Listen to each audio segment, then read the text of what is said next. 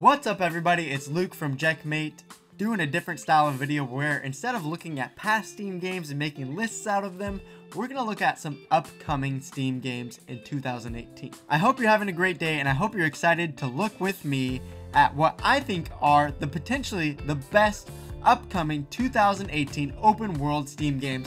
Let's go check them out. Yes. The first game we're going to check out is called Biomutant. Described on Steam as an open-world, post-apocalyptic, kung fu fable RPG with a unique martial arts styled combat system allowing you to mix melee, shooting, and mutant ability action.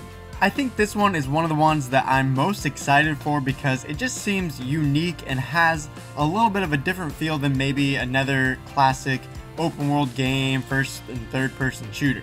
Instead, in Biomutant, you get to be a customizable rat character that can use melee attacks, ranged gun attacks, and also use different elemental abilities throughout the game. The beautiful, lush world is provided by the Tree of Life, which is now being destroyed by a plague.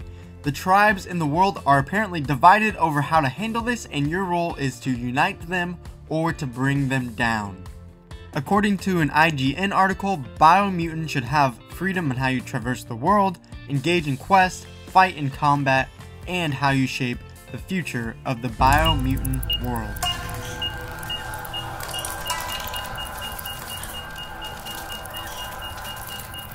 Kingdom Come: Deliverance is a story-driven open-world RPG that immerses you in an epic adventure in the Holy Roman Empire. Avenge your parents' death as you battle invading forces, go on game-changing quests, and make influential choices. This big and ambitious video game project actually started on Kickstarter and is now being developed and published by Warhorse Studios, which can be really exciting, but also risky because we just don't know exactly if this developer is going to be good enough to make this huge project. You start off as Henry, the son of a blacksmith, pretty much Mr. Nobody, and throughout the game you get to decide if you're going to be a hero or remain being a zero. This game won the 2017 Gamescom Award for Best PC Game, which is a pretty high praise. But in reading other reviews, there was a lot of controversy. This game is one of the probably most intense medieval realistic game that you will ever find. If you love games that have brutal reality to them, then this will probably be the game for you. However, if you don't want to deal with weapons and food and all your items degrading over time and intense, tough combat that takes a long time to get used to, then this is probably not the game for you, and you might want to go find a game that's slightly more casual. Up next is Final Fantasy XV Windows Edition. Take a journey now in ultimate quality. You can now experience the beautiful and carefully crafted experience of Final Fantasy XV like never before. This is not a classic Final Fantasy RPG game that I remember as a kid. Instead, this is an open world action game. Originally, it was released for PlayStation and Xbox in 2016 and got some pretty good ratings, mostly scoring around an 8 out of 10 on things like IGN and Metacritic. Now it's being remastered and released on the PC with extra bonus content that even offers a first-person camera mode. And when they say remastered, they really mean it. I mean, it's kind of crazy. Most of you might cringe at this, but just the hard drive space alone for your PC is a 100 gigabyte requirement.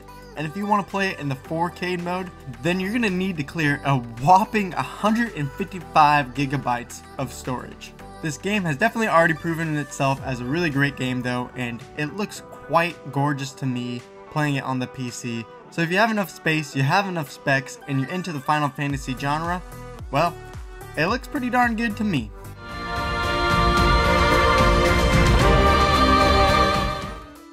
Now it's time in the video to get to a little more controversial ones, mostly because they're made by Ubisoft. Yes, that one developer and publisher that we all love, and we all love to hate.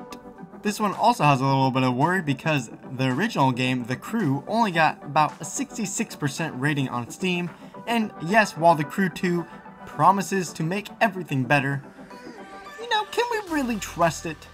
I do have to give it props though because the trailers and the gameplay do look pretty sweet, which I know doesn't mean a whole lot, but maybe we should at least give it a chance. The Crew 2 is an open world racing game that features anything from driving boats, to flying planes, to motorcycles, to off-road, to high-speed street races. There's just so much different content, and the crazy thing is you can switch in between a plane and a car and a boat in the snap of an instance in the open world. The Crew 2 is a massively multiplayer online game, but it also can be a single player game.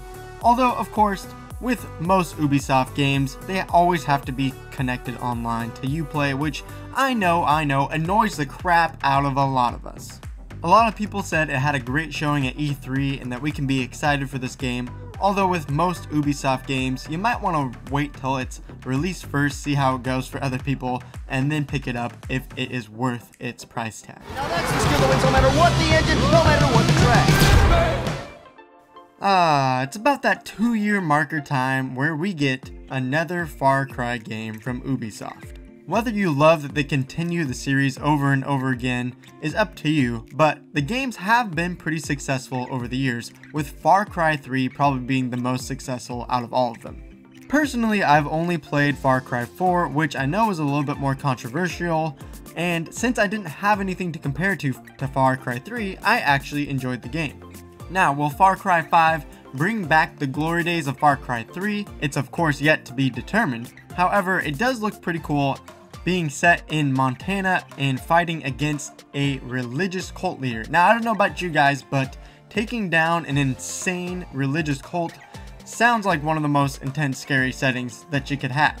From what I can tell, it looks like a pretty standard Far Cry game to me, with different weapons to choose from, different vehicles, this time muscle cars, ATVs, planes, and apparently more than that as well. You also get to choose between a tactical, stealthy style or just going full Rambo into these cities. The coolest update to this Far Cry series in number 5 is the ability to play co-op through the entire game, even all of the campaign. I shall lead you to the gate. That's it for today. Let me know what you think are the best upcoming open world Steam games, or just any Steam game that you want to talk about. I'm down to just chat in the comments. You know, I got nothing better to do. Actually, I have a lot of things to do. I'm pretty busy right now. But anyways, I'll respond to your comments. Just drop them below. And I appreciate you guys watching all the way through, for those of you who do. And if you're new to the channel, of course, subscribe. Don't slap yourself. Just subscribe.